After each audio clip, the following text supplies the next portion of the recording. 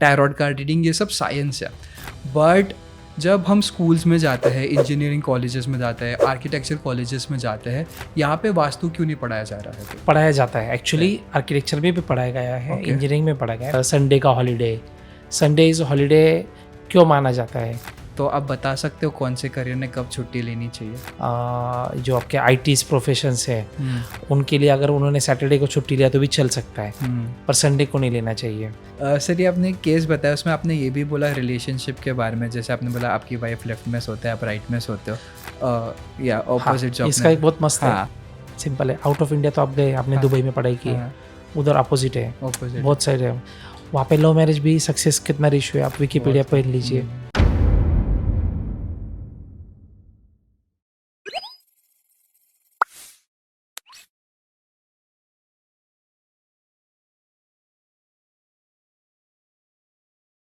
Hello everyone, आज हम एक नया और बहुत ही इंटरेस्टिंग टॉपिक लेके आए हैं एंड आज का टॉपिक है वास्तु। एंड इस पे गाइड करने के लिए आज हमारे साथ है Tushar Gandhi. Welcome to the Manav show sir. Thank you Manav. कैसे हो सर आप? बढ़िया, मस्त है। तो सर, हमको पता है कि vastu, astrology, tarot card reading, ये सब साइंस है। बट जब हम स्कूल्स में जाते हैं, इंजीनियरिंग कॉलेजेस में जाते हैं, आर्किटेक्चर कॉलेजेस में जाते हैं, यहाँ पे वास्तु क्यों नहीं पढ़ाया जा रहा है फिर? ये साइंस है, ये तो बराबर है, ये तो आपने एग्री कर लिया, इसमें लिए मैं पहले आपका धन्यवाद कहूँगा। और ये पढ़ाया जाता है एक्चुअली आर्किटेक्चर में भी पढ़ाया गया है, इंजीनियरिंग में पढ़ाया गया है। मैं बेसिकली सिविल इंजीनियर हूँ, और इंजीनियरिंग के सेकंड ईयर में एक टॉपिक था बिल्डिंग प्लानिंग करके।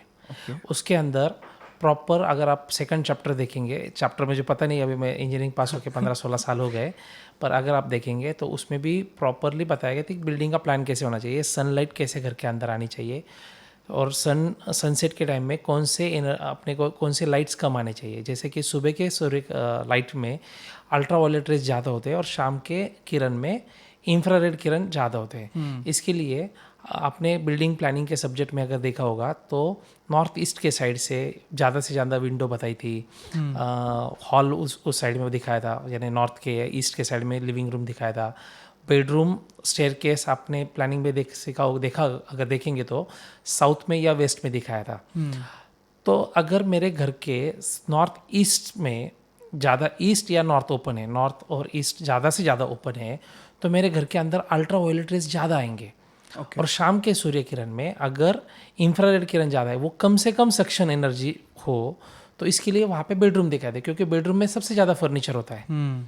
और लिविंग रूम में, डाइनिंग एरिया में आपका जो एंट्रेंस है, पूजा रूम है, वहाँ पे कम से कम फर्नीचर होता है।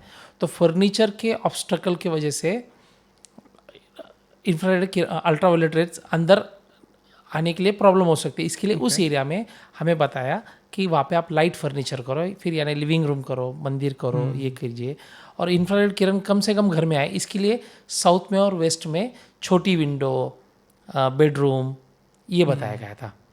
तो ये सिखाया जाता है। सिर्फ अभी कुछ अपन एक स्वातंत्र मिलने के बाद कुछ अपने को पास इंग्लिश कल्चर था, अंग्रेज़ों का कल्चर था, जैसे संडे का हॉलीडे। संडे इज़ हॉलीडे क्यों माना जाता है?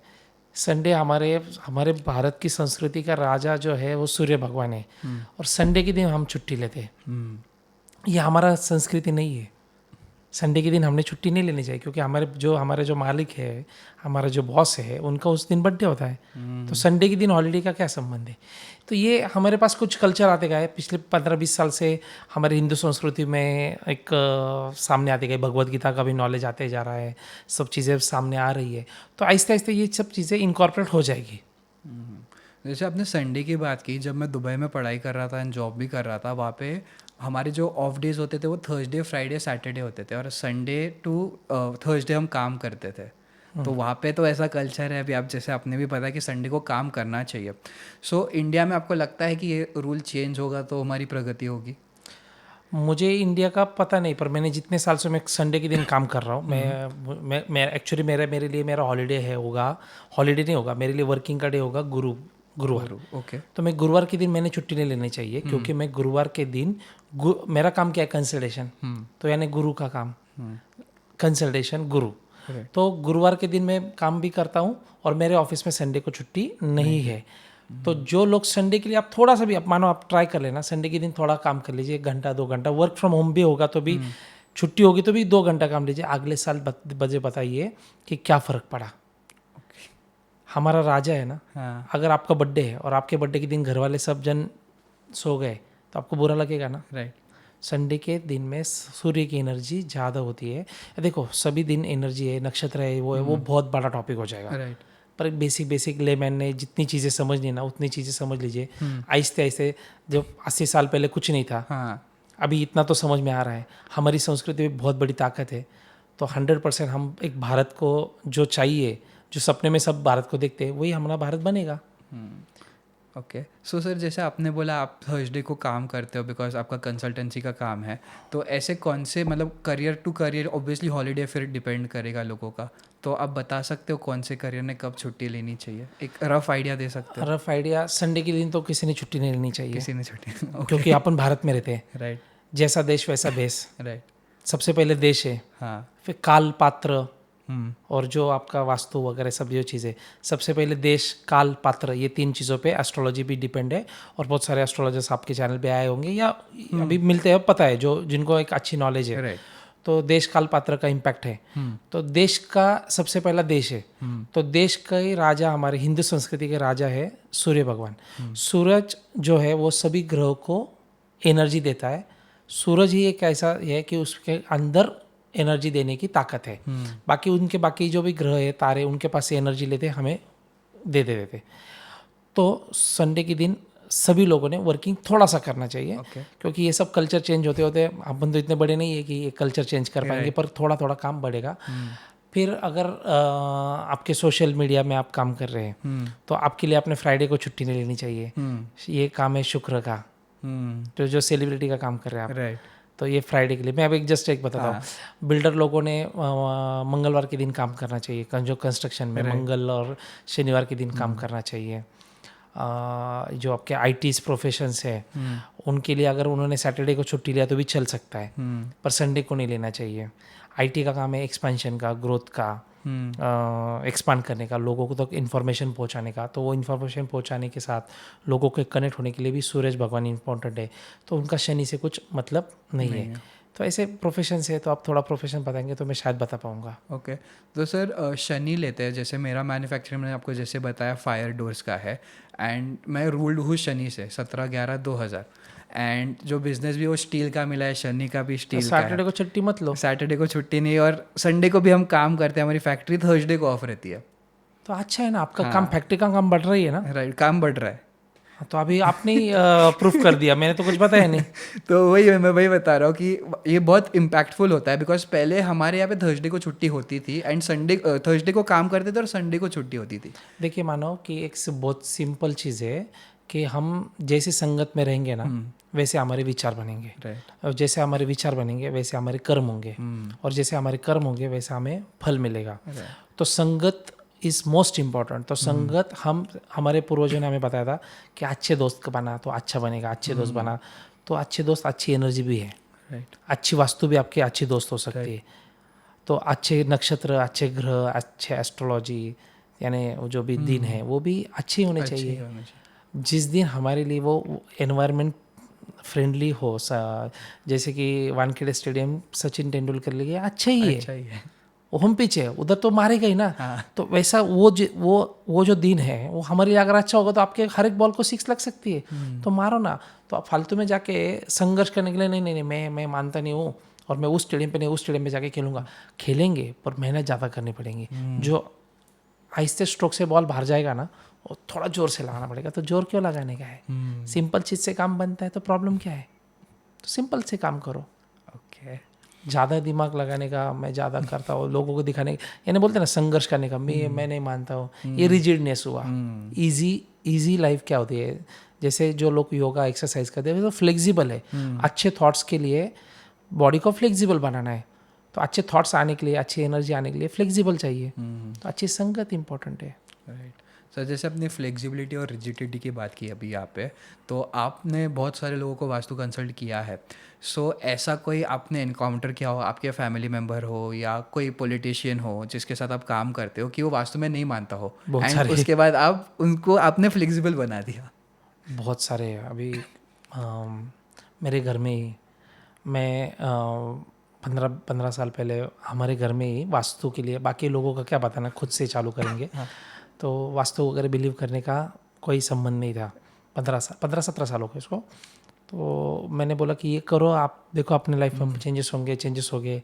ऐसा कुछ नहीं होता, मैंने किसका बुरा नहीं किया। एक डायलॉग बहुत फेमस है, मैंने किसका बुरा नहीं किया, मेरा कभी बुरा नहीं होगा, अपना अच्छे होगा। ये भी बराबर है, उनका रिस्पेक्ट उनके साथ।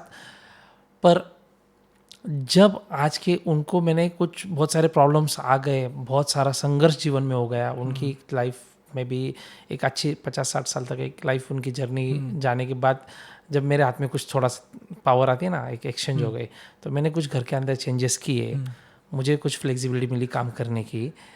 तब उन्होंने देखा कि यार ये फ़र्क पड़ रहा है, ये चीज़ें जा रही है। ये आज जो एक स्टेटस जो मिल रहा है, या जो फाइनेंशियल स्टेबिलिटी मिल रही है, जो फेम मिल रहा है, लोग जो पूछते हैं, जो पॉलिटिशियंस के साथ है हो, या बिजनेस टाइकून के साथ हो, या दोस्त परिवार हो, तो सबके साथ लाइफ में जो चेंजेस मिलता है, ये सिर्फ मेरे वास्तु की वजह से हुआ है। और आज के सबसे ज़्यादा वास्तु मैं मानता हूँ, पर मेरे से ज़्यादा ये जो रिजिड थे ना हमारे घर में, ये ज़्यादा मानते। अच्छा। ये मुझे पूछते यार, मतलब रख दो यार, कुछ नहीं, इतना सा क्या सोचने का अभी, नहीं, वो नहीं चाहिए। एक लेफ्ट साइड में और राइट साइड में सोने का भी वास्तु है। ओके। तो मेरी वाइफ कभी भी अभी राइट साइड में नहीं सोएगी, लेफ्ट में सोएगी, नहीं, झगड़ा नहीं होना चाहिए। ओके। तो घर के अंदर से मुझे ये ताकत मिली। तो ऐसे रिजिड थे। और बाकी बहुत सारे कोई बिजनेस पर्सन थे। एक था, एक अहिल्या नगर, आज जो अभी अहमदनगर पहले नाम था, अहिल्या नगर में। तो उनके घर में उनका, मैंने बोला कि यार नॉर्थ ईस्ट के साइड में आपका ये है, टॉयलेट है, बंगलो है, ये मैं नहीं तोड़ूंगा, ऐसा कुछ नहीं होता, ये क्या है, वो क्या है, आज तक इतना नहीं हुआ क्या। और ये सब अच्छे फाइनेंशियल स्टेटस पे थे। पर वो बोलते ना कि दिमाग नॉर्थ ईस्ट यानी अपना दिमाग, उसके अंदर टॉयलेट। सिंपल है। अच्छा। वास्तु सीखना है ना, तो वास्तु पुरुष को देख लो, किसके साथ क्या बैठा है, यानी संगत, किसके संगत में क्या है। तो सुन रहे नहीं थे, उनके लड़के को बिलीव था। तो मैंने बोला कि कुछ चीज़ें उनके साथ पर्सनल थी, तो मैंने उनके साथ शेयर की, बोला ऐसा ऐसा है, ऐसा ऐसा है। कुछ दिनों तक भी उन्होंने वो इम्प्लीमेंट नहीं किया, क्योंकि अब मैं करूँगा तो मेरे पीछे मैं हारूंगा। तो कुछ दिनों के बाद वो बहुत सारे प्रॉब्लम्स हो गए। फिर बोलते हैं ना कि चल जान दे, अभी बोल रहा है तो तोड़ दे। तो ऐसे तोड़ते समय मैं नहीं मानता, पर अभी लड़का नहीं बोल रहा है, इसके लिए तोड़ रहा हो, जान दे, मैंने दिया, तोड़ दिया। उन्होंने बंगला था, तोड़ सकते थे, तोड़ दिया। उसके बाद में 5-6 महीने के बाद में वो जो प्रॉब्लम्स थे वो सॉर्ट आउट हो गए, 100% सॉर्ट आउट हो गए। अभी अकेले में हमेशा बुलाते, ये फैक्ट्री का देख ले, ये कर ले, आते जा, मिलते जा, बैठते जा। ऐसे रिजिड लोग मिलते हैं।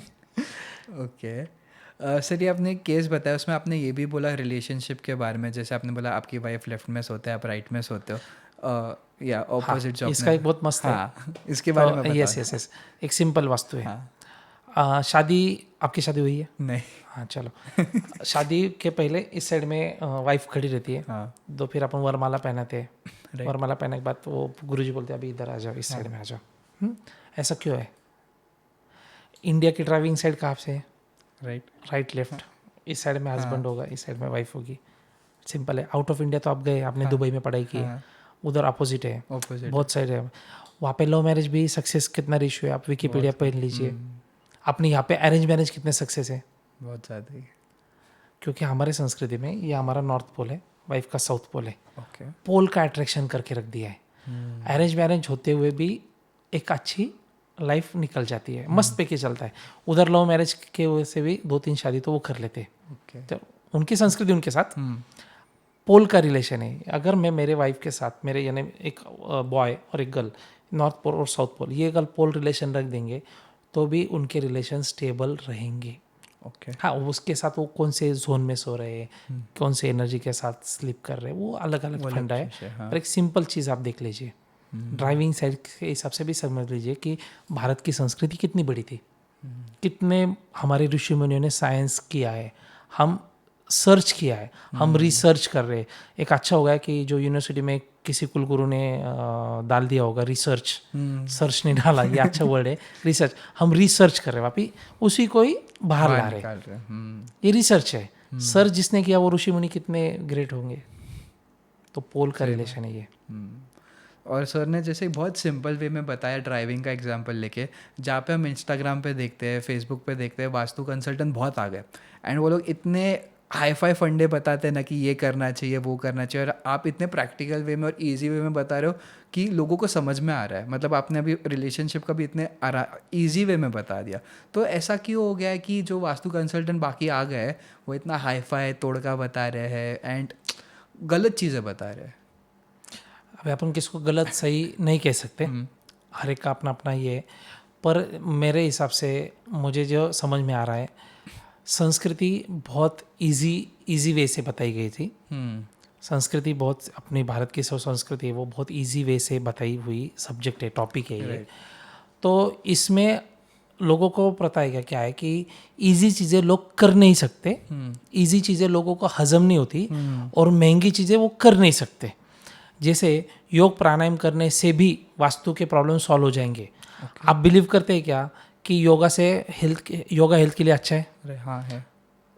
अपने चाप के चैनल पे जितने भी लोग देखेंगे, योगा करने से एक भी आदमी बोलेगा क्या कि योगा से फायदा नहीं होता? नहीं बोलेगा। करते हैं क्या? इजी चीज़ें लोगों को हजम नहीं होती, और महंगी चीज़ें वो कर नहीं पाते। क्यों? फिर जिम में जाना चाहिए, जिम से करना चाहिए, पर जिम को कौन पैसा देगा, ये करेगा वो करेगा। तो लोगों का प्रॉब्लम है, कंसल्टेंट का किसी का प्रॉब्लम नहीं। लोगों को जो पछता है ना वो बेचते हैं। आप परचेस करने बैठे, लोगों ने क्या लेना चाहिए ये लोगों के हाथ में। ये वास्तु कंसल्टेंट आ गए, लोगों को अच्छा लगता है सुनने के लिए, पहनने के लिए मजा लगता है कि ये तोड़ूंगा तो ये हो जाएगा, फिर मैं वो तोड़ता हूँ। तोड़ने की जरूरत ही नहीं है। इसके साथ मत बैठना बाबा, ये प्रॉब्लम दे रहा है तो इसके साथ मत बैठ, तो यहाँ से यहाँ आ जा। सिंपल है, पर सिंपल चीज़ हजम नहीं होगी ना, तो उसकी वजह से बिजनेस बढ़ रहा है लोगों का। तो चल रहा है, अच्छा है, सिंपल है। राइट। लोगों ने हमें क्या करना है ये बहुत सिंपल वे से, हमारे कर्म क्या है। Bhagavad Gita is a most important topic. ये Bhagavad Gita is a most important book. आपके MBA में हार्वर्ड यूनिवर्सिटी हो या कोई यूनिवर्सिटी हो, वहाँ पे भगवत गीता सिखाई जाती है। आपने पूछा आर्किटेक्ट में और इंजीनियरिंग में ये वास्तु क्यों नहीं सिखाई जाती? मैं ये पूछता हूँ, भगवत गीता हमारे एजुकेशन सेक्टर में क्यों नहीं सिखाई जाती है? भगवत गीता, मैं थोड़ा सा ज़्यादा बोल रहा हूँ, पर भगवत गीता कुछ सालों तक सिर्फ कसम लेने के लिए यूज़ करी जाती थी। ये बहुत है। और वो कोई 2-3 बड़े बड़े कोर्सेस है जो करोड़ों रुपए से करते हैं, उसके 2-3 टॉपिक पे ही, भगवत गीता के 2-3 टॉपिक पे उन्होंने बड़े सिलेबस बना दिए, और वो फोरम के नाम से चल रहे हैं, ऑल ओवर वर्ल्ड चल रहे हैं। इट्स बेस्ट उसका भगवत गीता है। तो भगवत गीता में सबसे अच्छा बताया गया है कि कर्म के अनुसार आपको फल मिलेगा। तो लोगों ने कर्म बोला कि मैं किसी का बुरा नहीं करूँगा। अरे वो नहीं, कर्म है। राइट। दाऊद का भी कर्म था, नरेंद्र मोदी जी का भी कर्म है, आपका भी कर्म है, मेरा भी कर्म है। जिसको जो कर्म मिला है उसने उसके कर्म के हिसाब से काम करना है। कर्म के लिए अच्छी संगत चाहिए। दाऊद के लिए जो संगत मिली, उनकी जो वास्तु मिली, उनके हिसाब से परफेक्ट थी। नरेंद्र जी मोदी के लिए जो संगत उन्होंने जो साथ में जो संगत ली वो भी ली है, अच्छी ली है। आप भी जो संगत लेंगे वो भी अच्छी लेंगे। मैं मेरे वास्तु के हिसाब से मेरे साथ जो मुझे चाहिए, जो मुझे बुक्स चाहिए, जो नॉलेज चाहिए, वो मेरी संगत है, वो मेरी वास्तु है। तो वास्तु भी संगत है। तो भगवत गीता में सिंपल कहा गया था, कर्म करने के लिए वास्तु चॉइस करनी चाहिए। जैसे कर्म करेंगे, आपके कर्म के हिसाब से आपकी वास्तु होगी, तो आपको रिजल्ट्स वैसे मिलेंगे ही मिलेंगे। अगर मैं कंसल्टेशन का काम कर रहा हूँ और मेरी नॉर्थ ईस्ट अच्छी है, तो मेरे रिजल्ट्स अच्छे आएंगे ही आएंगे। राइट। आप सोशल मीडिया का काम कर रहे हैं, तो आपकी साउथ अच्छी होगी, तो आप फेमस बनेंगे ही बनेंगे। जो फाइनेंशियल सेक्टर में काम कर रहा है, उसकी वेस्ट अच्छी होगी, तो वो उसकी प्रॉफिट, उसकी ग्रोथ बनेगी बनेगी। जो पॉलिटिशियंस की ईस्ट अगर खराब होगी, तो वो पॉलिटिशियन आगे बढ़ ही नहीं सकता। जिसकी ईस्ट अच्छी है वो पॉलिटिशियन ग्रो करेगा ही करेगा। मैं मैक्सिमम पॉलिटिशियंस के जो भी ऑफिस करता हूँ या उनके घर करता हूँ, तो सबसे पहले उनकी ईस्ट एक्टिवेट करता हूँ। ओके तो कर्म के हिसाब से हमें वास्तु करनी चाहिए और भगवद गीता का रेफरेंस हमें यूज़ करना चाहिए कि हमें क्या करना है। ओके। तो आप कोई पॉलिटिशियन का केस बता सकते हो जो आपने उनको हेल्प किया उनका ईस्ट ठीक करने में? हमारे आइला नगर के सबसे पहले मैंने जिनको हेल्प की थी सबसे पहले, उसके बाद में तो बहुत सारे हो गए। अभी तो कोई एमएलए भी है, एमपी भी है ओके और कॉरपोरेटर तो बहुत सारे हैं। तो उनके घर में एक वास्तु कंसल्टेशन ने काम किया था कि मिरर लगा दिए थे। मैंने कुछ दिनों पहले मेरे चैनल पे रील भी डाली थी। तो एक ऑब्वियसली काम करते तो ऐसे कोई प्रॉब्लम नहीं होता कि पॉलिटिशियंस बुरे ही होते। तो उनके बारे में देखने की नज़रिया होता है, वो भी एक अच्छे प्रति की उनकी सोच भी अच्छे थे। उन्होंने बुलाया था किसी वास्तु कंसल्टेंट को उस टाइम में, मुझे 10-12 साल के पहले की बात है। तो उन्होंने वो मिरर सब लगा दिए। वो उस वार्ड में वो कभी गिर भी नहीं सकता था, पॉसिबल ही नहीं है। उनके 35 साल के करियर में कभी वो नहीं गिरे। तो वहाँ पे वो सिर्फ मिरर लगाने की वजह से गिर गया था। फाइनेंशियली बहुत प्रॉब्लम्स में थे। मैंने सिर्फ उनके घर में जाके बोला, भैया आप सिर्फ एक काम कर लेना, ये मिरर निकाल दो, बाकी कुछ नहीं करना है हमें, कुछ नहीं करना है। तो उन्होंने मिरर निकाल दिए। फिर आगे के चुनाव में, कुछ दिनों में चुनाव आ गए। एक जो पार्टी का कुछ प्रॉब्लम चल रहा था इस 15 साल में, तो उसी पार्टी से एक अच्छे लीड से वो जो चुन के आ गए। अभी वो कॉर्पोरेटर की सोच रहे भी नहीं है, वो आगे नेक्स्ट लेवल की सोच रहे हैं। उनको एक अभी उन्होंने नाम भी उस लेवल से उनका उछल भी गया। आज उनके बिजनेस भी अच्छे लेवल से चालू है, नाम भी उस डिस्ट्रिक्ट में एक अच्छे लेवल पे नाम जा रहा है। तो उनकी ईस्ट अच्छी है, नॉर्थ अच्छी है, और जो भी मिरर जो वास्तु फंडे आप उनके घर में जाके देखेंगे तो आपको कहीं पे भी वास्तु के कुछ फंडे दिखेंगे नहीं, पर परफेक्ट वास्तु दिखेगी। तो वास्तु को एनर्जी के साथ संतुलित किया हुआ है। संतुलन में वास्तु होती है, पॉजिटिविटी कुछ नहीं है। ओके मैं वापस अपना टॉपिक कहीं दूर लेके जाऊंगा। तो पॉजिटिव निगेटिव पे भी मुझे बात करनी है, आपके साथ शेयर करूंगा। बोलिए ना सर। तो पॉजिटिव अभी ये क्या है कि एक बहुत सारे फंडे चल रहे हैं, पॉजिटिव सोचो, पॉजिटिव सोचो, पॉजिटिव सोचो। संतुलन कोई नहीं बोलता। डॉक्टर बालाजी तांबे ने आयुर्वेद का नाम संतुलन आयुर्वेद दिया है, पॉजिटिव आयुर्वेद नहीं दिया है। राइट। आयुर्वेद पॉजिटिव है, पर उन्होंने नाम क्या दिया है? संतुलन आयुर्वेद। संतुलन ही जीवन है। अगर आपके हिसाब से पूर्णिमा क्या है? पॉजिटिव। पॉजिटिव। अमावस्या क्या है? नेगेटिव। अच्छा, हमेशा ही पूर्णिमा होती, भगवान ने तो सब पॉजिटिव बनाया। हाँ। हमेशा ही पूर्णिमा होती, तो समुद्र का पानी कैसे आता? उछल जाता ना, उल्टा पुल्टा हो जाता। हाँ। आज अपन होते क्या यहाँ पे? नहीं। तो अमावस्या किसने बनाई? अमावस्या नेगेटिव नहीं है, अमावस्या भी पॉजिटिव है, क्योंकि पानी जो उछल रहा है उसको बैलेंस करने के लिए अमावस्या बनाई है। तो लेवल रहती है। तो यूनिवर्स ने जो बनाया है, जो भगवान ने बनाया है, वो संतुलन बनाया है, पॉजिटिव नहीं है। जो लोग बहुत पॉजिटिव सोचते हैं, आप विकीपीडिया पे सुन लीजिए, तो अगर आपने देखा बहुत पॉजिटिव है, वो पागल हो गए। वो नहीं क्या, बुक पढ़ो, सोचो, घर कर आमिर हो जाएंगे, विचार करा श्रीमंत वहा। ऐसा कुछ नहीं होता। जब तक काम नहीं करेंगे ना, कोई बड़ा नहीं बनेगा। तो पॉजिटिव निगेटिव कुछ नहीं है, संतुलन है। वास्तु में भी आपको क्या करना है? संतुलन करना है। आपके काम जो काम कर रहे हैं उसके लिए वो एनर्जी संतुलित चाहिए। राइट। कुछ पॉजिटिव नहीं करनी है, कुछ निगेटिव नहीं करना है। आप बहुत पॉजिटिव कर लेंगे तो भी प्रॉब्लम है, बहुत निगेटिव कर लेंगे तो भी प्रॉब्लम है। हमारे राजा छत्रपति शिवाजी महाराज ने अमावस्या के दिन सबसे ज़्यादा नहीं, वॉर वो उन्होंने जीते ही थे, तो वो भी अमावस्या थी। फिर अमावस्या निगेटिव, तो महाराज की संस्कृति मानते नहीं थे क्या? महाराज ने ही बताया था ना संस्कृति का इम्पोर्टेंस कितना है। राइट। तो उनको भी पता था संतुलन इज मोस्ट इम्पोर्टेंट। सो वही है सर, अभी इंटरनेट के ज़माने में ना सब लोग वही बोलते हैं, अगर नेगेटिव हो पॉजिटिव बुक्स पढ़ो, ये करो, बट कैसे होगा, कैसे करेंगे भाई? स्ट्रेस है तो काम ही करना पड़ेगा और कोई ऑप्शन ही नहीं है उसके अलावा। हाँ, काम करना पड़ेगा। जो हॉबी वो काम करो। गरज, ज़रूरत और हॉबी में अब लोग क्या है कि ज़रूरत के लिए काम करते हैं। और जब आप हॉबी के लिए काम करेंगे ना, तो ज़रूरत ऑटोमेटिक फील हो जाती है। और वो आदमी को पॉजिटिव निगेटिव करने की जरूरत नहीं पड़ती, वो सीधा बोलता है ज़्यादा बात मत कर, ये है, खत्म हो गई बात। वो संतुलित होता है। अब मैं बैठा हूँ वास्तु के लिए और आप अपन बात कर रहे प्रैक्टिकलिटी की, और आपको उस चीज़ में भी अच्छा लग रहा है क्योंकि मैं संतुलित हूँ। राइट। मुझे कुछ चीज़ पे मैं फोकस नहीं हिल रहा है मेरा। Right. Most important positive negative कुछ नहीं, संतुलन है। डॉक्टर बालाजी तांबे ने आयुर्वेद में इतना काम किया, बहुत सारे आयुर्वेद कंसल्टेंट है, पर उन्होंने संतुलन नाम दिया। ये कभी भी ध्यान में रखना, संतुलन is most important in anywhere, in astrology, in numerology, in vastu, या आपके कर्म में या आपके काम में। आप पॉजिटिव है तो आप कंटिन्यू पॉडकास्ट करते रहिए, शाम को 6 बजे थक जाएंगे।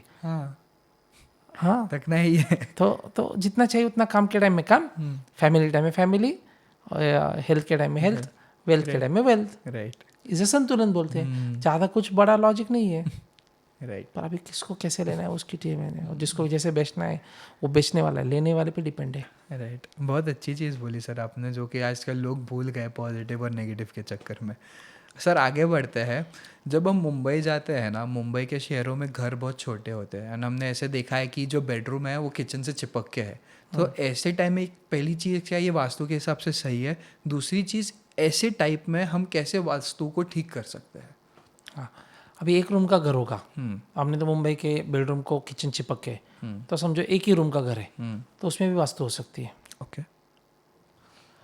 वास्तु की एनर्जी ये समझो नॉर्थ है, ये ईस्ट है, ये साउथ है, ये वेस्ट है, ऐसा समझ लेंगे अपन। तो ये एक रूम का घर है। तो आप सिंपल चीज़ है ना, आपका अगर आप काम कर रहे, जॉब कर रहे या कुछ कर रहे, तो आपके लिए नॉर्थ ईस्ट हो गई, यहाँ पे मंदिर रख दो। ओके। यहाँ पे सो लो, यहाँ पे चूल्हा लगा दो, यहाँ पे स्नान कर लो, हो जाता है। संतुलन, मैंने क्या बताया, संतुलन इज इम्पोर्टेंट। वो बेचने के लिए नहीं करना है, मैं क्या काम कर रहा हूँ और मुझे कौन सी एनर्जी की ज़रूरत है।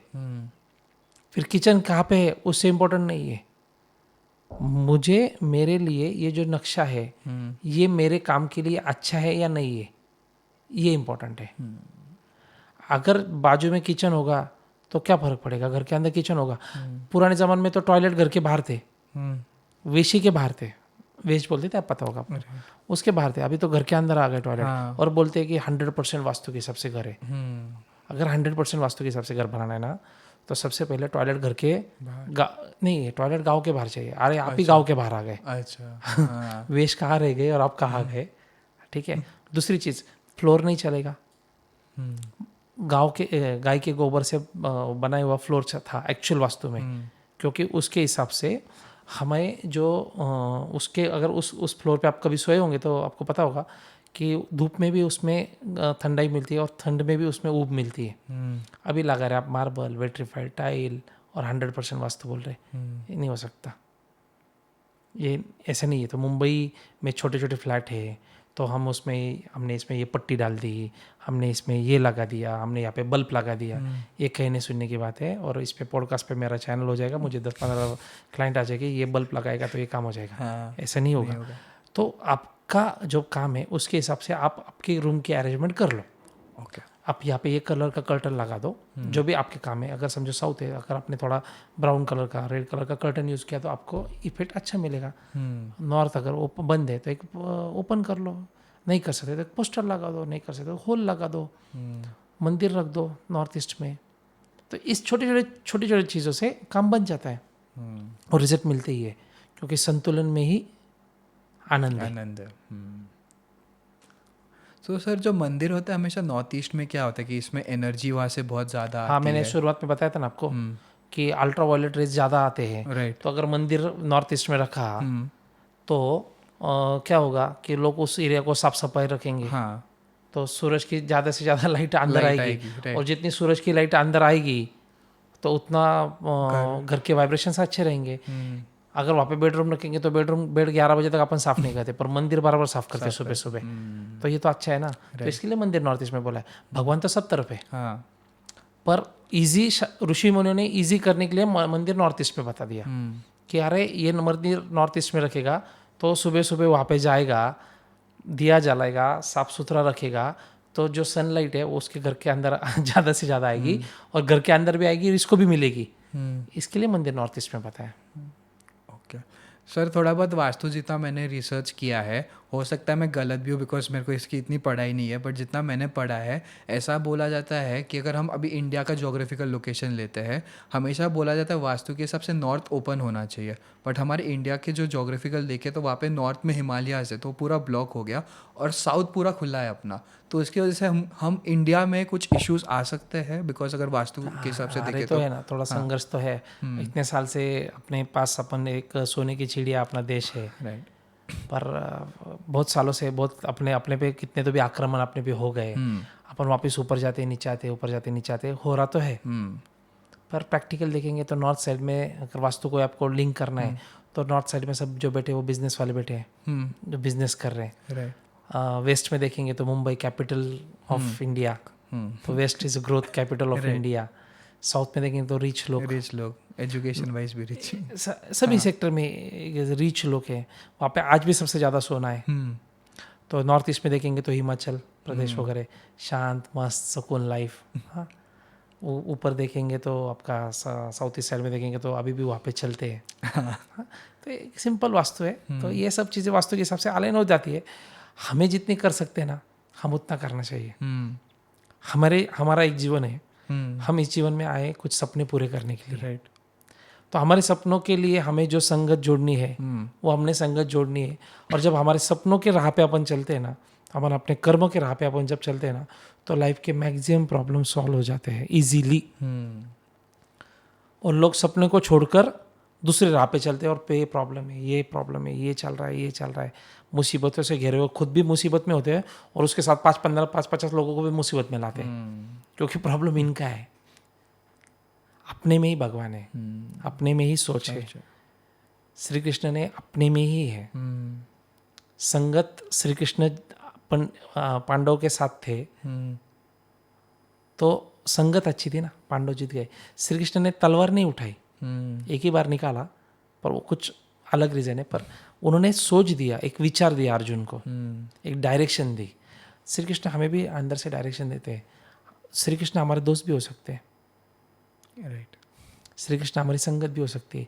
हमारे लाइफ में एक श्री कृष्ण चाहिए, वो वास्तु भी हो सकती है, वो न्यूमरोलॉजी भी हो सकती है, कोई भी हो सकता है। भगवान कौन से मार्ग से आएगा ना आपको पता नहीं है, पर पॉजिटिव थॉट से, पॉजिटिव वापस आने, पॉजिटिव आप वो पॉजिटिव मत लेना, एक अच्छी सोच से आप उसको उस चीज़ को ले लीजिए, आपके राह खुल जाएंगे। और जब आप सपनों के मार्ग पे चलेंगे तो 100% डेस्टिनी आपको सपोर्ट करती है या नहीं करती है, ये क्लियर है। मैं मेरे सपनों के वास्तु के मार्ग पे चलने लगा हूँ तो मुझे मेरे लाइफ में आज सब सेटल है। मैं घूमता भी हूँ, मुझे घूमने का अच्छा लगता है, मैं घूमता भी हूँ, मज़े करता हूँ। और बाबा बन के नहीं कर रहा हूँ। ये थोड़ा कोट बिट पहना है कि पॉडकास्ट पे आपके चैनल अच्छा लगे, बाकी ऐसे टी शर्ट बी शर्ट पे घूमता हूँ, ऐसा कुछ जरूरत नहीं है। तो नॉलेज ये प्रोफेशन है, ये बाबागिरी नहीं है, प्रोफेशन है। आप जैसे पॉडकास्ट पे कोई डॉक्टर होता है, कोई इंजीनियर होता है, हम vastu consultant, is a profession, इससे मेरा घर चलता है। राइट। और इससे लोगों के सपने भी पूरे होते हैं। राइट। तो ये चीज़ के लिए काम करना है, बस काम करना चाहिए। वास्तु को जब काम करना है, वास्तु के नॉलेज पे जब काम करना है, तो वास्तु के अंदर की एनर्जी को बैलेंस करना है। और बहुत छोटी छोटी चीज़ें होती है एनर्जी को बैलेंस करने के लिए, बहुत छोटी छोटी चीज़ें होती है, ज़्यादा उसमें कुछ करने की ज़रूरत नहीं है। सिंपल चीज़ से काम हो जाता है। पर अब मैं अगर एक लेमैन की तरह अगर कुछ बता दूँ तो सबके लिए वो दवाई काम नहीं आएगी। क्योंकि क्या होगा कि जैसे बोलते हैं ना, डिस्प्रिन ले सर दर्द हो जाएगा। सबके लिए डिस्प्रिन से सर दर्द बराबर नहीं होता, क्योंकि उसकी प्रकृति अलग होगी, तो डिस्प्रिन नहीं चलेगी। तो एक जस्ट वास्तु वाले ने बोल दिया कि नॉर्थ में टॉयलेट है तो एसएस की पट्टी लगा दो, सबको नहीं फलेगी, क्योंकि उसकी प्रकृति अलग है। तो लेमैन की तरह काम नहीं करना। इसकी वजह से लोगों का वास्तु पे से हमने तो वास्तु किया, मिरर लगाए, तो मिरर लगाने के बाद लोगों के, हाँ अभी 10-15 दिन पहले भी उनके एक रिलेटिव की विजिट थी, बेचारे तो रिलेशंस के चक्कर में फंस गए। उनके साउथ वेस्ट में टॉयलेट थे, उसके अच्छा साउथ वेस्ट के टॉयलेट तो उन्होंने कुछ रेमेडीज़ देनी चाहिए थी, उसके ऊपर और शीशे लगा दिए। तो उन्होंने एक जो प्रॉपर्टी वो बेच भी दी, इतनी अच्छी लोकेशन की प्रॉपर्टी थी वो बेचनी पड़ी, रिलेशन सब डिस्टर्ब, कोर्ट केसेस चालू। तो सिर्फ उनके घर के साउथ वेस्ट में मिरर लाने के बाद मैंने सर बात लगाया, अरे क्या लगाया? बोले हमने उसको बहुत बार फ़ोन करके बोला, अभी नहीं, मतलब जान जान दो उसका उसके साथ, अभी सिर्फ मिरर निकालो। तो ऐसा नहीं है सब तरफ मिरर काम करेगा, बहुत सिंपल चीज़ें होती है। तो आपको आपके प्रकृति के हिसाब से, यानी प्रकृति के हिसाब से आयुर्वेद वाला दवाई देता है, वैसे प्रकृति के हिसाब से आपकी वास्तु की रेमेडी सबको करनी चाहिए। तो सर जैसे आपने बताया आप एक जन के पास गए थे, उनको एक वास्तु कंसल्टेंट ने पहले से बोला था कि यहाँ पे मिरर लगा के रखो, एंड आप एक पॉलिटिशियन के यहाँ पे भी गए थे, उन्होंने भी कुछ मिरर का बहुत बोला था। तो ऐसे टाइम पे बहुत सारे वास्तु कंसल्टेंट्स हैं। फॉर एग्जांपल मानव आपके पास आया है, आपने ए एडवाइस दी है, मानव दूसरे वास्तु के कंसल्टेंट के पास गया है, उसने बी एडवाइस दिया। तो अब मानव एज अ पर्सन क्या करे, किसका सुने? ये मानव पे डिपेंड है। अच्छा। सबसे पहला ये मानव पे डिपेंड है कि मानव को खुद को समझना चाहिए कि हमें क्या नॉलेज लेना है और मुझे क्या चीज़ की प्रॉब्लम है। पर्टिकुलर वास्तु वाले ने आने के बाद बताना चाहिए, घर देखने के बाद ही बताना चाहिए, भैया आपके जीवन में ये प्रॉब्लम है, ये प्रॉब्लम है और इसका ये दवाई है। अभी क्या हो रहा है कि अभी कोई वास्तु वाले के पास जाते हैं तो घर देखने के बाद, हाँ यहाँ पे ये है, ईस्ट में है, यहाँ पे ये रख दो, ये कट है, ये लगा दो, ये कर लो, इससे नहीं होता। आपको देखने के बाद ही बताना चाहिए कि मानो तुम्हारा सब अच्छा है पर तुम्हारे पीठ में दर्द है, तुम्हारे पीठ की हड्डी दर्द कर रही है और तुम्हारे लेग में ये प्रॉब्लम है, तो हमारे ये दवाई है। तब मानव को पता चलेगा कि इसने मुझे मेरा प्रॉब्लम भी बताया है और ये दवाई भी बता रहा है, ये एक सॉल्यूशन इसका है और मुझे किसकी दवाई लेनी चाहिए ये मानव ने कॉल लेना है। हम किसको नाम नहीं रखेंगे, नहीं रखना है। दूसरी चीज़, क्योंकि वो भी जो भी वास्तु कंसल्टेंट हो या कोई भी हो, तो वो भी भगवान ने भेजे हुई आत्मा है, एक सोल है, तो हमें किसके नाम रखे आगे नहीं जाना है, हम भगवान को ही नाम रख रहे हैं। दूसरी चीज़ कि आप अभी इंटरनेट के ज़माने में लोग रिसर्च तो बहुत करते हैं, अपने प्रोफेशन को छोड़ के दूसरे के प्रोफेशन का रिसर्च बहुत ज़्यादा है। राइट। ये अभी उसको क्या करना चाहिए? अभी आईटी वाला बैठा बैठा आईटी का पढ़ना चाहिए तो वो वास्तु का पढ़ेगा या न्यूमरोलॉजी का पढ़ेगा। अरे आईटी का बंदा है, आईटी का ही पढ़, उससे काम, जिस काम में जाना है उसी का पढ़ो। चलो उसमें थोड़ा रिसर्च करे। तो मिरर ये किस चीज़ से बनता है? मर्क्यूरी से। मर्क्यूरी यानी कौन सा तत्व हुआ? जल तत्व। अगर जल तत्व आपने साउथ कट है इसके लिए साउथ में डाल दिया या साउथ में मिरर लगा दी, तो तत्व कौन सा आ गया? जल का। और कौन से जोन में लगा दिया? साउथ में। South is a zone of fire. अग्नि में क्या डाल दिया? पानी। तो क्या होगा? खत्म ना, आपने जो कर्म किए वो खत्म। अग्नि में पानी डाल दिया, खत्म। साउथ ईस्ट पानी है, साउथ ईस्ट इज अ कर्म। कर्म है, पैसा है, अग्नि है, जो काम किया उसका जो रिकवरी आने वाला है, उसके अंदर आपने मिरर लगा दी क्योंकि वहाँ पे कट था या वहाँ पे वो प्रॉब्लम था, वो पहले ही कट था, उसमें और पानी डाल दिया तो जो था उससे और ख़त्म। तो ये थोड़ा समझना चाहिए, तत्व के हिसाब से काम करना चाहिए। और थोड़ा बात करने के बाद पता चलता है ना कि इसमें नॉलेज है या नहीं है। अब डॉक्टर के पास जाते हैं तो 3 डॉक्टर चेक करते हैं, तो आपको पता है यार नहीं यार इस डॉक्टर का प्रकार है, आप इंक्वायरी कर लीजिए। ओके सर, थोड़ा टॉपिक को आगे लेके जाते हैं। कंस्ट्रक्शन इंडस्ट्री जैसे हम पहले भी बात कर रहे थे, इस पर बात करते हैं। तो मैं साइट के बारे में बात करता हूँ। हमारे पुणे 7 लव चौक में एक बहुत बड़ा बिल्डिंग आ रहा था जो बंद हो गया है, बहुत टाइम तक उनका काम बंद हो गया, हम नहीं लेंगे। बट मेरा पॉइंट बनाने का यहाँ पे ये है, क्या जब ये लोग बिल्डिंग बनाते हैं तो इनकी एंट्री जो सोसाइटी की एंट्री होती है, बिल्डिंग की एंट्री होती है, क्या ये मैटर करता है जब ये लोग फ्लैट बेचने जा रहे हैं या बनाते हुए कुछ भी सेल करने जा रहे हैं? तो 100% मैटर करता है। अब जो प्रोजेक्ट की बात कर रहे हैं उसकी वेस्ट डाउन थी, राइट। और जब वेस्ट डाउन होगी तो लेट होगा ही होगा। उसकी एंट्री भी मैटर करेगी। सिर्फ एक एंट्री अगर वास्तु हो गई तो फिर वास्तु तो एक 10 पेज के बुक में भी बैठ जाएगी। एंट्री इम्पोर्टेंट है तो इसका मतलब बाकी का इम्पोर्टेंट नहीं क्या है? तो 10 पेज में वास्तु खत्म हो गई क्या? नहीं। तो वैसे नहीं है, वास्तु के बहुत सारे टॉपिक्स हैं, सब चीज़ों को इम्पोर्टेंस देना चाहिए। आप जिस प्रोजेक्ट की बात करें उसका वेस्ट डाउन थी, इसके लिए वो प्रोजेक्ट को लेट हो गया। पिछले 10-15 साल से चालू है, अभी भी चालू ही है। सेम हमारे जो एक प्रोजेक्ट है कि मैं उनका नाम ले सकता हूँ, उनकी सोच बहुत अच्छी है, पॉजिटिवली। 2 बिल्डर का नाम लूँगा मैं, एक राहुल जी सातो और एक केतन जी जादव, हमारे दोस्त भी है।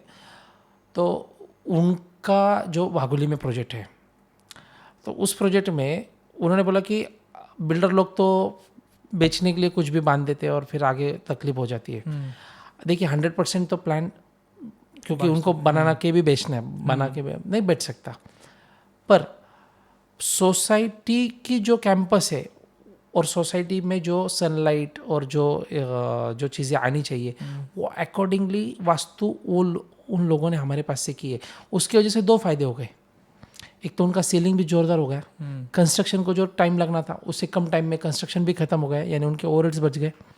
प्लस जो लोगों के पैसे लेंगे तो कम से कम उनको जितनी पॉजिटिविटी वो दे सके उतनी तो उन्होंने दे दी है। तो उसके साथ एक बोलते ना कि उन्होंने एक सिंपल एक चीज़ बताई थी कि किसी का मैं पैसा ले रहा हूँ 60-70-80 लाख रुपए, तो उसका मेहनत का पैसा है, मुझे उसके साथ उसकी शाप शुप नहीं मेरे घर में आनी चाहिए। एक अच्छी सोच उन्होंने रखी थी। तो जैसे हमारे अपने देश की बात की थी कि भारत पे संकट आएगा तो मुझ पे भी तो संकट आने वाला है ना। तो सोसाइटी में ही प्रॉब्लम होगी, सोसाइटी के कैंपस में प्रॉब्लम होगी तो मुझ पे भी प्रॉब्लम आएगी ना। हाँ, मेरे इंडिविजुअल घर का क्या है वो देखेंगे, बिल्डर एटलीस्ट सोसाइटी तो अच्छी दे सकता है। तो ऐसे बहुत सारे बिल्डर्स हैं, जैसे इन दोनों का नाम लिया मैंने, तो ये वास्तु के अकॉर्डिंगली ही सोसाइटी को बनाते हैं। जितना वो ट्राई कर सके देने के लिए वो देते हैं, तो कम से कम लोगों के जीवन में ज़्यादा से ज़्यादा अच्छा हो। हाँ, उस क्लाइंट के डिपेंड है कि वो घर के अंदर कौन से रंग यूज़ करेगा, कहाँ पे मिरर लगाएगा, कहाँ पे क्या करेगा, वो उस पर डिपेंड है। राइट। अभी जैसे राहुल जी का एक एनए प्लॉट की स्कीम थी, तो कुछ प्रॉब्लम्स थे, वो भी उनके जीवन में था। वो तब तक वास्तु वगैरह नहीं मानते थे, उन्होंने इनकी इतनी इन्फॉर्मेशन भी नहीं थी उनको। हमारी मुलाकात हो गई, राहुल जी के साथ बात हो गई, तो मैंने बोला कि सर आप सिर्फ एक काम कर लेना, ये यहाँ पे जो कुआं है ये भर लीजिए। कुआं भी बहुत बड़ा था, पर उनको मैं बहुत मैंने मुझे एक इमेजिन लगा कि उन्होंने वो डिसीजन ले लिया है। बोले अभी ऐसा भी प्रॉब्लम ही है और ऐसा भी हम कर लेंगे। उन्होंने किया। कुआं को भरने के लिए 4-5 दिन कंटिन्यू, कम से कम 15-20 डंपर सुबह से लेके शाम तक जाते थे। 5 दिन लगे वो कुआं भरने के लिए। कितना मुरुम भरा मुझे मालूम नहीं, पर उसके बाद वो जो रेट में सोच रहे थे ना जी, इस रेट में कम से कम प्लॉट जाने चाहिए, उससे डबल रेट में प्लॉट गए और 6 महीने के अंदर प्लॉट इन्वेंट्री खत्म हो गई। उनकी जो दूसरी स्कीम थी वो स्कीम आज खड़ी रह के, मैंने बोला कि आप जाओ भी मत, वो ऐसे ही परचेस हो जाएगी, ऐसे ही सेल हो जाएगी, ऐसे एग्जीक्यूशन हो जाएगा। वैसे ही वो बोलते कि उधर जाना ही नहीं होता, जरूरत भी नहीं पड़ती, वो सब एकदम स्मूथली चल रहा है। अभी हम नए प्रोजेक्ट की काम कर रहे हैं और नया प्रोजेक्ट अभी चालू होने के पहले उनके पास तीसरा प्रोजेक्ट अवेलेबल भी हो गया है। अच्छा। एक लिमिटेड कंपनी है। अच्छा, ये वास्तव में एक बहुत मस्त है कि ओनर की कैबिन साउथ वेस्ट में होनी चाहिए। हाँ। एक बड़ी कंपनी है, उनके डायरेक्टर है, आज 5,000 करोड़ की टर्नओवर हो गया। कल्याण नगर में उनका पहले ऑफिस था, आज उन्होंने शिवाजी नगर एरिया में ऑफिस कर लिया है। तो वो जो ओनर की कैबिन है मैंने नॉर्थ में बनाई है, क्योंकि ओनर का स्वभाव जो है एकदम फ्रेंडली है, हमारा दोनों का रिलेशन। तो वो ओनर का स्वभाव बिजनेस लाना है। ओके। वो काम करने के लिए उनके पास उनकी बाकी की टीम है, उनको सिर्फ बिजनेस लाने का स्वभाव। ओनर की कैबिन कहाँ पे चाहिए वास्तु के हिसाब से? साउथ वेस्ट में चाहिए। मैंने कहाँ पे बनाई? नॉर्थ में बनाई। जब मैंने वहाँ पे वो बनाया और साईं बाबा की मूर्ति एक लोकेशन पे फिक्स की, तब वो प्राइवेट लिमिटेड थे। जैसे उस ऑफिस में शिफ्ट हो गए, उस पर्टिकुलर एनर्जी में शिफ्ट हो गए, आज लिमिटेड कंपनी हो गई है। अभी खुद के परचेस करके आईटी पार्क से डेटा सेंटर है, खुद की फैक्ट्री लगा रहे, आउट ऑफ इंडिया उनके इंटीरियर्स के काम चालू है, यानी वो जो कमर्शियल इंटीरियर्स होते हैं उनके काम चालू है। तो नॉर्थ में ओनर की कैबिन है। स्वभाव क्या था? स्वभाव के हिसाब से, प्रकृति के हिसाब से आपको वास्तु करनी चाहिए। उनकी प्रकृति थी बिजनेस लाना, वो शांत बैठ ही नहीं सकता। अगर मैं उस प्रकृति वाले इंसान को शांत बैठाऊँ तो वो पागल हो जाएगा वो। राइट। तो जैसा जिसको चाहिए ना वैसी दवाई देनी चाहिए। तो प्रकृति के हिसाब से काम करना चाहिए। यानी मैं अगर गुंडा हूँ तो मुझे वैसे ही राइट लोग चाहिए, नहीं तो फिर मैं उसको गुंडे को उठा के मंदिर में बिठा दूँ, वो बोलेगा ये क्या है। यानी मैं बिजनेस करने के लिए आया हूँ, तो मेरे लिए मुंबई ठीक है, दिल्ली ठीक है ना, बिजनेस है ना। और मुझे पीस चाहिए, और मुझे कुछ नहीं चाहिए मेरे लाइफ में, मुझे सुकून चाहिए, शांति चाहिए। और मैं रिलायंस के या अंबानी के कंपनी में उसको सीईओ कर दूँ, तो वो बोलेगा अरे मुझे शांति चाहिए, क्या कर रहे हो आप। राइट। वो कंपनी को ताला लगाएगा, बराबर नहीं। तो वो जिसको जो चाहिए ना उसको वो देना चाहिए। जिसको शांति चाहिए, सुकून चाहिए, उसको हिमालय दिखाना चाहिए। जिसको भी अच्छा, जिसको बिजनेस चाहिए उसको हिमालय में ले जाके बिठा देंगे तो वो येड़ा हो जाएगा ना। वो तो है। तो उसको अगर हम नॉर्थ ईस्ट में बिठा दो तो वो क्या करेगा, अरे मुझे ये चाहिए नहीं, तो वास्तु काम नहीं करेगी। वास्तु प्रकृति के हिसाब से काम करती है, तो उसको हमें बिजनेस वाले के साथ बिठाना चाहिए। इस तरीके से वास्तु होती है। तो बिल्डर लोग भी ऑनेस्टली वास्तु करते हैं। हाँ भाई, कोई करता होगा तो पता नहीं, तो हम किसके बारे में नहीं बात कर सकेंगे। हाँ। पर उनकी सोच भी अच्छी होती है, इतना तो मैं बताऊंगा, क्योंकि मैं बहुत सारे लोगों को मिलता हूँ। तो डिपेंड है। और क्लाइंट ने भी सिलेक्शन करते समय थोड़ा सा सिलेक्शन, 1-1 करोड़ की प्रॉपर्टी लेते थे, कोई वास्तु कंसल्ट के पास से 2-5 हज़ार रुपये लेके अपने बजट के हिसाब से, अपने कर्म के हिसाब से एक आधा प्रॉपर्टी सिलेक्ट करने में क्या प्रॉब्लम है। तो उस पर डिपेंड है, क्लाइंट पे डिपेंड है। फिर बिल्डर को नाम रखने में मतलब नहीं है। राइट सर, बहुत अच्छा एग्जांपल दिया आपने कि एक तो इंसान का स्वभाव क्या है, प्लस डायरेक्शंस को आप बहुत अच्छे से कोलैब करके लोगों की मदद कर रहे हो। तो बहुत अच्छा लग रहा है कि एकदम प्रैक्टिकल वे में कर रहे हो, जहाँ पे लोग एकदम तोड़ के बता रहे हैं। तो बहुत अच्छा लगा सर। और एक चीज़ मैं इस पर बात करना है मुझे आपके साथ, वो है मोबाइल नंबर। मोबाइल नंबर का मैंने आपका देखा था कि आप मोबाइल नंबर के थ्रू भी लोगों को वास्तु के बारे में बताते हो और उनको हेल्प करते हो उनके ट्रबल हटाने में। तो उसके बारे में थोड़ा बताओ ना। तो मोबाइल नंबर से भी हमें वास्तु पता चलती है। ओके। कि समझो 2 नंबर है, आपके इसमें 2 है, 200, ये चलो ठीक है, आपका नहीं बताएंगे इस पे। तो ऐसे बहुत सारे नंबर्स होते हैं, उस पे से पता चलेगा कि इसका शनि खराब है, कि इसका चंद्र खराब है, कि इसका क्या खराब है। अगर उसके उसी घर में जाके देखेंगे, उसी घर में जाके देखेंगे तो आपको वही तत्व डिस्टर्ब दिखेंगे। ओके। अभी पॉलिटिशियन है, उनको चाहिए अधिकार, और उसके मोबाइल नंबर में 1 नहीं है, तो आप उसके घर में जाके देखिए, उसके ईस्ट खराब हो गई। अगर आप ईस्ट में उनके घर के ईस्ट को बैलेंस कर देंगे, या मंदिर रख के, या ओपन करके, या कोई चीज़ें जो भी उसके घर के प्लान के हिसाब से अकॉर्डिंग, तो उसको वो फेम, उसको वो पोजीशंस मिलेगी ही मिलेगी। ओके। तो एक नंबर जिसके पास है उसको अधिकार मिलते हैं। एक नंबर अधिकार का ही है। तो अधिकार की दिशा पूर्व हो गई, तो पूर्व भी खराब है, तो आपके मोबाइल नंबर में 1 नहीं है और घर के वास्तु में 1 है, तो प्रॉब्लम है। आपके घर के वास्तु में मंदिर है या जो कुछ चीज़ें है वो ठीक है, बैलेंस है, तो फिर प्रॉब्लम नहीं है। पर अगर नहीं है तो आप तो एक तो वास्तु कीजिए, नहीं तो मोबाइल नंबर चेंज कीजिए। सो आपके हिसाब से एक बेस्ट मोबाइल नंबर क्या हो सकता है, मतलब ऐसा कौन से नंबर्स होने चाहिए उसमें? ऐसे लेमैन की तरह हो जाएगा, वापस वही हो जाएगा ना कि डिस्प्रिन खाओ सबका सब बड़ा हो जाएगा। राइट। आपके कर्म के हिसाब से होना चाहिए। अगर आपको कनेक्ट होना है लोगों के साथ, अधिकार चाहिए, तो 1 नंबर अच्छा ही है। फिर करियर गाइडेंस करना है, जैसे कंसल्टेंट हो, मेरे लिए 3 नंबर अच्छा है। आपके लिए आपको जो मैथ्स में है, कॉमर्स में है, या कम्युनिकेशन स्किल में इसमें है, तो आपके लिए 5 नंबर अच्छा है। लैंड डीलिंग में तो 6 नंबर अच्छा है। कंस्ट्रक्शन में ज़मीन बिक्री के व्यवहार करते तो 8 नंबर अच्छा है। मिलिट्री में, सिक्योरिटी सर्विसेज में है तो 9 नंबर अच्छा है। ऐसे बहुत सारे टॉपिक्स है उसके अंदर, वो पूरा एक नेक्स्ट टाइम बुला लेना। बोलेंगे। हाँ, तो फिर करेंगे ऑफिस एक बार। तो सर एक लास्ट क्वेश्चन, अगर आप कोई एडवाइस देना चाहोगे, आपको इतने सालों का एक्सपीरियंस है, आप इतना लोगों को मिलते हो, एक छोटा एडवाइस जो आप हमारे व्यूअर्स को देना चाहोगे तो क्या होगा? ईस्ट को ओपन कीजिए, ओके। सपने पूरे हो जाएंगे। अच्छा, ठीक है सर। बहुत इंटरेस्टिंग पॉडकास्ट हुआ and thank you so much sir, आपने मुझे अपॉर्चुनिटी दी आपके साथ बात करने की, मुझे बहुत कुछ सीखने मिला है। So thank you so much. Thank you मानो, मुझे भी बहुत अच्छा लगा। Thank you. और एक अच्छे से, बहुत इजी वे से अपन ने पॉडकास्ट आपने Right. बनाया। थैंक्स।